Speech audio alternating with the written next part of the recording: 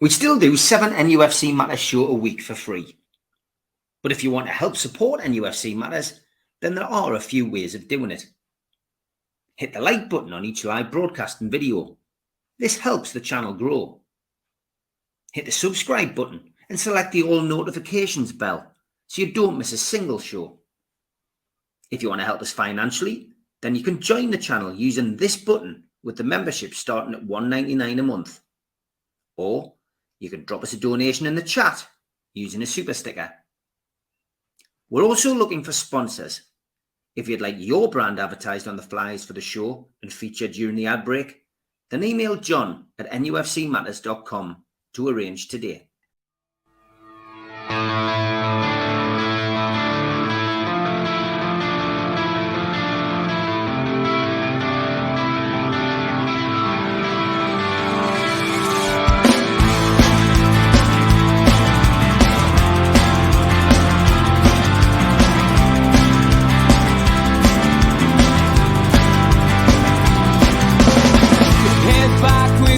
Attack. It feels like I've been talking to myself again, but it's the only way you're ever gonna learn. You look back and it's all in the past. I'm dwelling on the thoughts I cannot say to you.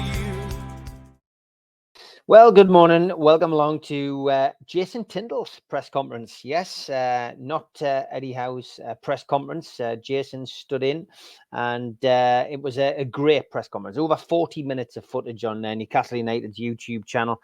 Reza was first in. He asked how Eddie was. He just said he was feeling under the weather.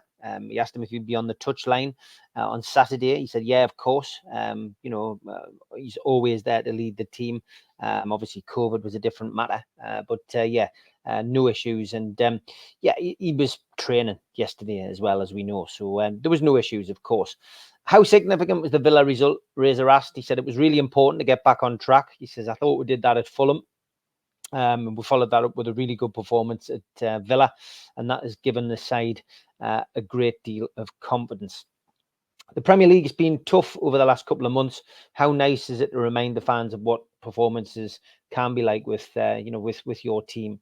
And he said, he says it is nice. It is great to have a performance like that for fans to watch and to enjoy. He says, but he says we've certainly had a lot more time together, contact time, training time, to get our message across to the players, and hopefully that's a springboard now for the rest of our season.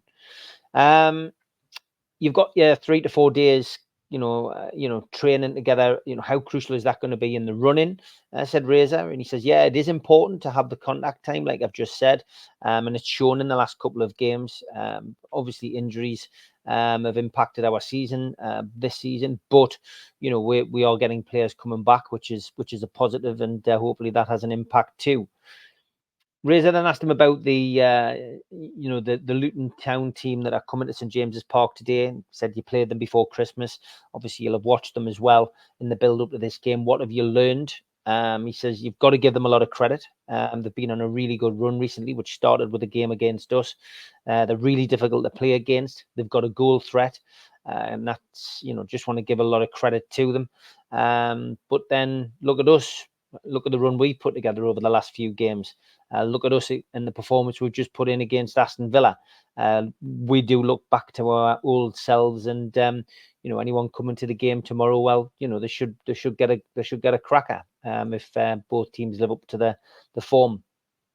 Reza then mentioned the league table. He says you've moved up the table. You were in a European, just short of the European places. How do you see the top of the table forming over the next few months? He said, well, look, the gap's not big. We don't focus on it. We don't focus on the league table. We just focus on the next game and the next performance. We just got to make sure that we're in the right place when we face Luton tomorrow, and make sure that that we've got a similar kind of performance in us like we did against Aston Villa. Reza then asked him about the new technical area rule. How did you respond to that when that rule came in? He said, I've responded to it well. He said, I haven't had any yellow cards or cautions as yet. He says we always do what we're told. We'll follow the rules. We'll follow the regulations. And we've found the right balance between us, meaning himself and Eddie.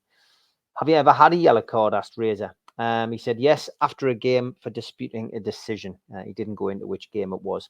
Keith Downey from Sky was next, and he said it's a long time since you've done a press conference. I guess the last one was when Eddie had COVID. A lot has changed since then. He went, yeah, I've enjoyed it for the last 2 years. It's been a great journey, fantastic days and fantastic evenings, lots of memories created. Last season, of course, was really enjoyable, and we're just hoping that we've got more memories to create, and going to enjoy the journey.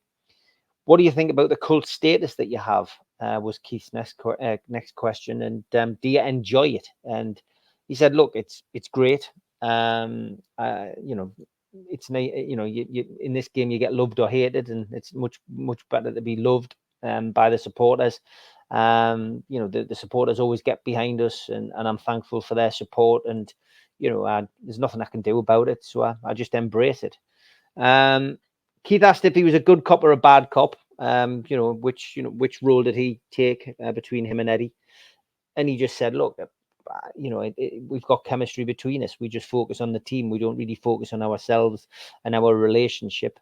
If we need to change things, we adapt. We do act in a very professional manner. We've been together a long time, and we know everything about each other. And we work together well. What's your thoughts on the nickname Mad Dog? He did laugh. He says it's stuck with a lot of people. He says, and it's obviously something I just embrace. He says, I've seen the memes. I get sent a lot of stuff, from time to time. He says, but it's all in good humor, and I do laugh at it. How's the injuries looking to the team? In particular, Harvey Barnes, asked Keith. He said there's potential of 2 of the players getting close to starting. We'll know more after training today. He says we will assess all of the players after training, but he says it is getting better. Barnes, Wilson, and Willock are all pretty close, but there's a question mark over all 3 still, and we won't know anything until training has been done, and we'll make a decision. Is Harvey and Wilson ahead of Joe? Asked Keith, and he said, yeah, that's correct. You then asked about Alexander Isak. Obviously, he came off against Villa in the first half. How is he? He just said he's a lot better. He's improved Wednesday, Thursday. We again have to assess him at the final training session before the game on Saturday, and we will make a judgment before kickoff. Andy Sixsmith was next. He says, how nice was it to watch the game back against Aston Villa with that kind of performance? And you've probably watched it about 15 times, Andy said, with a bit of laughter in the press conference then. And he just said, yeah, look, it was a really tough place to go to. They've had a great season. They were unbeaten at home, but we delivered a really good performance midweek, and no mistake, and that comes down to the fact that we've had a great week training and then a satisfying result, and we've just got to keep that kind of momentum going. Andy then said, it's the first time I've seen a player swap a shirt after a match for chocolate. Did he share it? This is in reference, of course, to Bruno Guimaraes giving his shirt and a fan giving him some Kinder Bueno. Eddie, Jason laughed. He said, look, he did take a bit of persuading, but yeah, he did share the chocolate with the lads in the dressing room. He says, and it is nice to see, the players, giving shirts to the supporters after the game. Nice to be back, in photo mode as well was Andy's next question, talking about the photographs that they obviously take in the dressing room after they've had a win. And he asked him how he always ends up in the center of the photograph. He said, well, it's superstition. He says, if you look at the photos, he says, if you look at most of the photos, a lot of the people are in the same place. So yeah, he says, it's just one of those things. It's just the way it happens. I always end up in the center. But if there's anyone says anything, I'd just take it with a pinch of salt. Andy then mentioned Miley signing his new contract. He went, that's great news. How important is it? You maybe tie other players down like Joe Linton. He swerved this one like Eddie Howe would. Just said, well, I'll talk about Lewis Miley. He said he's an exceptional talent. To do what he's done this season has been, a great achievement. And that's it. So Andy let him off with that one, because then he said, what about the furore around like you? How do you cope with that? And again, it was a similar question to the Mad Dog question. I think I don't know whether he just got caught up in the moment, but we'd already had the answer to this, and he just said the same again. I take it with a pinch of salt. It's part and parcel of the job, and I just focus on the team. Andy then asked him about the Luton defeat. Was that a difficult one to take? And he went, yeah, of course. We weren't happy. We came off a tough schedule in the lead up to that game. We'd gone out of the Carabao Cup, gone out of the Champions League. Obviously, we weren't happy. He said, but that was some time ago. And we don't focus on that. We just focus on the here and now. And we're focusing on the recent results. We're in good shape. We're on a good run. And we'll hope to continue that on Saturday. Andy then mentioned the last results and the upcoming fixtures that we've got. Of course, Luton first, Forest, Bournemouth. Is it time to, for Newcastle to go on a bit of a run? He said, I'm not sure you can look at fixtures like that. He said Villa Park to most people would have looked like a tough game for us, but we went down there and beat Villa at home comprehensively and got 3 points. There is no such thing as a gimme in this league. And you've got to work for 3 points, and it's our job each week to make sure that the players in the right frame of mind and in the right fitness levels to deliver each and every game. So good answers to the questions. You can see this press conference really went well. Alistair was next. He said, what's the mood like in the dressing room this week? And he went, it's been good. Fantastic change room. He says, we've got plenty togetherness in there. He says, we stick together, through good times and bad times. We believe in each other. There's a confidence there. And recent results have lifted us, and we've got to stay focused. Alistair then mentioned Anthony Gordon, and the fact that he's played up front in games and has done well for England. What do you make of his ability to play in that role? And he went, well, yeah, it's something we know that he can do. He played across all three positions when he was at Everton. He says he's been outstanding this season with 12 goal contributions. He's a good player, and we know and we're fully aware that he can play left side, right side, or up top. Damien then asked him, he says Eddie seems level-headed, but how does he handle defeats? He said, as I'd expect him to, he handles it well.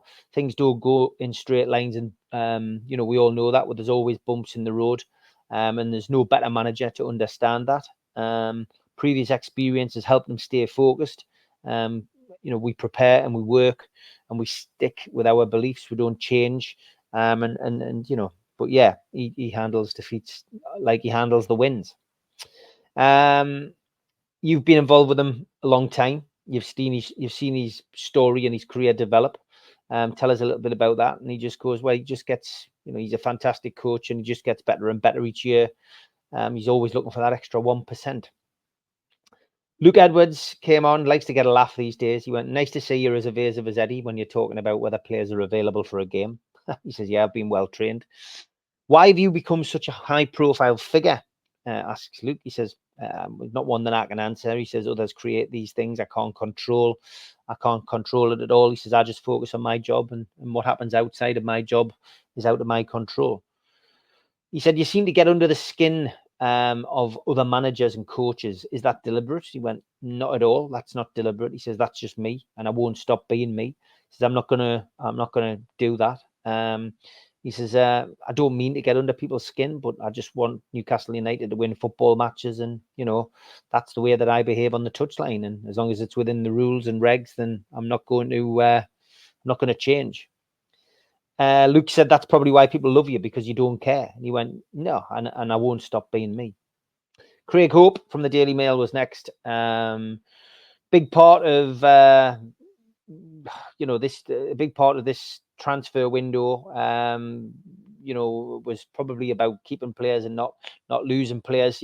How do you reflect on that transfer window? He went, well, look, there was a lack of business everywhere.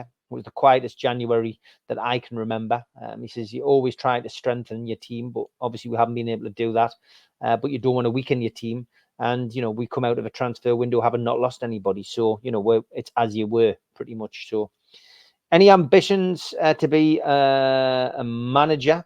He said, look, I've always made it clear I'm happy in my role with Eddie. We work well together, and I want that to continue. He then mentions the strikers. He talked about Isak and Wilson probably playing 50% of the games each. How do you assess the situation? He went, look, we've got two outstanding strikers. They're very different in the way they play. They've both got a goal threat, but we've been very unlucky when they've been available. But we've also got Anthony Gordon who can play up there, and we're happy with all three players. Lee Ryder. He asked about the refusal of Unai Emery to shake his hand.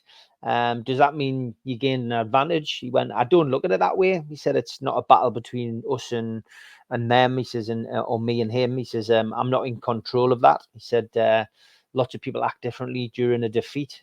He says, but I genuinely don't go out to cause offense to anybody, and I didn't, I hope I haven't offended him, but I just want the best for Newcastle United. It's as simple as that.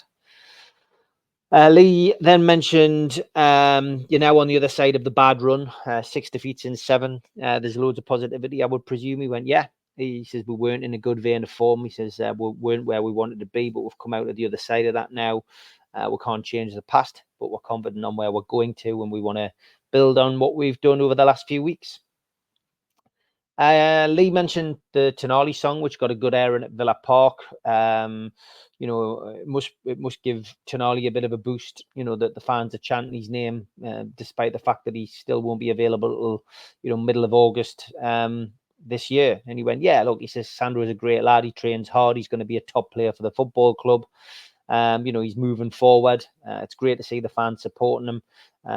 He will get competitive games nearer the time that he's ready to step onto a pitch for us, and he will be ready, and he'll show the fans what good a player he is. Dom was next, and he said on the subject of what was this now? Yeah, I'll have to come back to that because I can't read my own writing. Dom asked him about Jamal Lascelles. How close is Jamal Lascelles to returning from injury? And he went, yeah, he's another very close to returning from injury. Right, okay. It must be about Tonali. Dom asked a question about, will he? No, it was Eddie Howe. There we go. On the subject of training, will Eddie Howe take the training? Yes, he will take the training today, and then he'll go home. That's what it was. Sorry about that. Jordan was next. How pleased are you that you lost nobody in the transfer window? He said, yeah, really pleased. Been a lot of paper talk with regards to Almiron, Wilson, Trippier, etc. He says, but they've just acted very professionally, and they're all very committed to the club, and you could see their attitude at Villa was outstanding. Is keeping the squad together more important than perhaps bringing a new player in? He went, yeah, we always wanted to do that.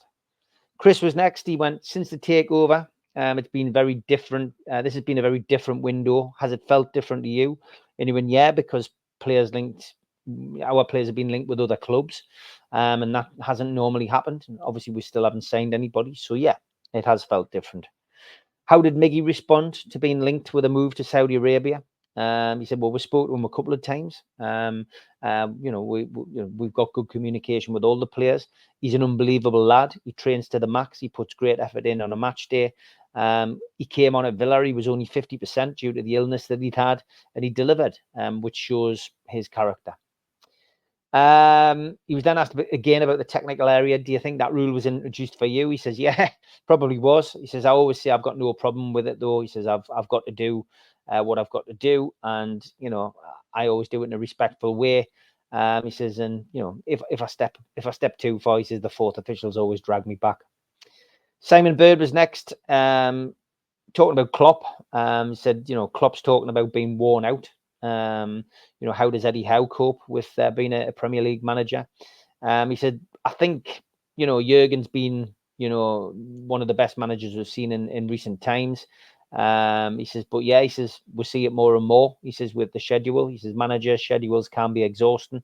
He says obviously Klopp's been doing it for a long time, so he's probably accustomed to it. He says, but we've had it this season with the Champions League, and he's had to do that for so many years. And he says, yeah, he says I think Eddie does incredibly well year in year out, but he says from from Eddie's perspective, he did have a year out of football, so maybe that prepared him a little bit more for coming in. He's not going to be sick as cup yet.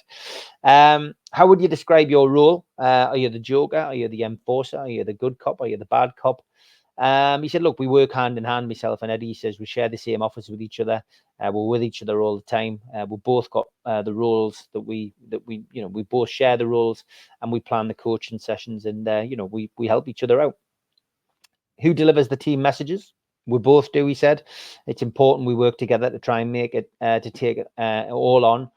He says it's difficult. It's difficult to do, but it's a team thing. And we've got big help as well with the coaches such as Graham Jones and Simon, and the rest of the coaching staff. They all do their bit.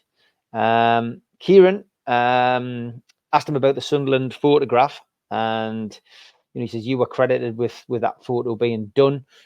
Can you tell us about it? And you went, well, he says, look, when you look back, he says, on your career, it's nice to have moments and photographs to look back on. And he says, we've had so many in the last 2 years. He says, but the reason for that was because there's so many goals, so many fans behind the goal.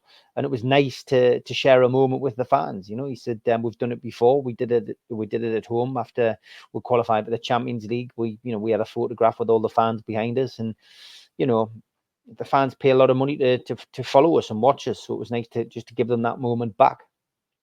Does it feel like an important summer? Asked Kieran. He said, we don't think that far ahead.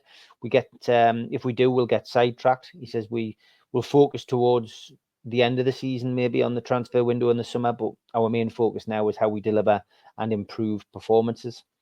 Your set pieces have come a long way. He went, yep, it's a huge part of the game. He says, I lead the set plays. It's important that you're well organised. And he says, we pride ourselves on being creative. It gives you a bit of an advantage. And he says, we've scored 4 goals from set plays in recent weeks. So, yeah, very, very happy about that. Martin Hardy was next. How good a coach is Eddie Howe? Top coach. He says he's in the elite bracket. He says the journey we've been on from League 2 to where we are now. Just look at these achievements. He's a top coach, and he's striving to be better. And he's looking to get the best from the team and the staff, and he works a lot of hours for the club. How do the players respond? He says the best way to answer that is what they deliver on the pitch. He said they're a testament to the manager. He's always honest with them. He has individual meetings with them. But yeah, he says the best way to respond to that question is just look at what they do on the pitch. You've always been heavily involved in his life, in his life stories. Been a hell of a journey. And he went, yeah. He says, it has been a great journey. And he said, from my perspective, I just wanted to continue. In the changing rooms as well with the players, it's been talked about that the players share their life stories. And he said, yeah, he says it's nice to do that. He says it brings the players closer together. They've all come from different backgrounds. He went, he says, if you look around the room now, he says, you probably don't know the backgrounds of the journalists you're sitting next to. He says, but he says, it's a thing that we do. And, when you see the players sharing their life stories, you can see, others, listening to them. And he said that's helped create the unity, and it's powerful that we've got that. And he says, we'll always, continue to do that and try and sustain it and keep the atmosphere. So that's it. That is your press conference. 40 minutes with Jason Tindall. Well worth a watch if you haven't watched it already. My prediction for today, of course, is Newcastle United to win 3-0. If you want a little update from Tyne Stato, here you go. Hello, amigos. Some stats before the game against Luton tomorrow. After 2 consecutive defeats in a row at St. James's Park, we're looking to avoid a 3rd straight defeat at St. James's. What would be the first time we do this since 2021 under Steve Bruce. When it comes to our home form against Luton, though, the last game at St. James's Park was back in 1992 in the then First Division under Kevin Keegan. We won 2-0, and actually our last league defeat against Luton at St. James's Park is back in 1937, also the last time Luton did the double over Newcastle in the league. When it comes to the O Cup and competitions, Luton won in 1973 at St. James's Park in the FA Cup, still their last win here for more than 50 years. Since then, 21 games at St. James's Park, 16 wins for Newcastle, and 5 draws. When it comes to games with a 3 p.m. kickoff on a Saturday, Eddie Howe has never lost a game at St. James's Park since he stepped in charge. And this season, on its own, we have 4 wins out of 4 games, with a very impressive goal difference of 14-1. When it comes to Luton's form, though, they have won 3 out of their last 5 games, which is more than they did in their first 16 games of the season when they won only 2. Also, they averaged 2 goals per game in their last 5 games versus only 1 goal per game in their first 16. So they are a team in form right now. Also, when it comes to games for Newcastle against newly promoted sides, only 1 defeat in the last 17. But this came in December against Luton, also on a Saturday 3 p.m. kickoff. So let's see what the guys will do tomorrow. We need a win to turn our season back on track, and we should get it. Cheers. A big thanks to all our sponsors: Skips and Bins, telephone 0800 25 45 25 3, email inquiries at skipsandbins.com, website skipsandbins.com, easy contract free and pay as you go waste collection. Thanks again to Mr. Vicky's Sauces, handmade in Cumbria. If you'd like to order some, then give them a call on 01768 210 102. Go to the website mrvickies.co.uk or drop them an email, info@mrvickies.co.uk. A big thanks to United Group Travel. They're a family firm based in Morpeth with pickups throughout the northeast. No strangers on our tours, just people you haven't met yet. They've got a presence on Facebook and a website, unitedgrouptravel.com. If you want to make a booking, give them a call on 01670 632 460 or mobiles 0791 666 4174 0795 71 41654. Thanks to Darren Baldwin Funerals, independent funeral directors. Let us look after you in your time of need. They're based on Old Durham Road in Gateshead, and you can contact them at their website, darrenbaldwinfunerals.co.uk, email darren@darrenbaldwinfunerals.co.uk, or give them a call, 0191 478 2730. A big thanks to Media Arts for all the help with the technical side of things, and a big thanks to New Workwear. You can find them at newworkwear.com. If you want to help the channel, hit the thumb up to subscribe, hit the subscribe button, and share to your other social media. You can also pay a one-off fee of £25 to get a scarf, a cup, a pen, and a membership card. Go to the website, nufcmatters.com, and click membership, or put your smartphone over this QR code. We also support the food bank on this channel. If you want to make some donations virtually, go to nufcfansfoodbank.co.uk and make a donation today. We're also a podcast on Spotify, iTunes, and other podcast providers. Just search NUFC Matters. I'm also a part of the Northeast Footy Brekkie Show. You can listen to that Monday to Friday, 7 till 9 at the Tyne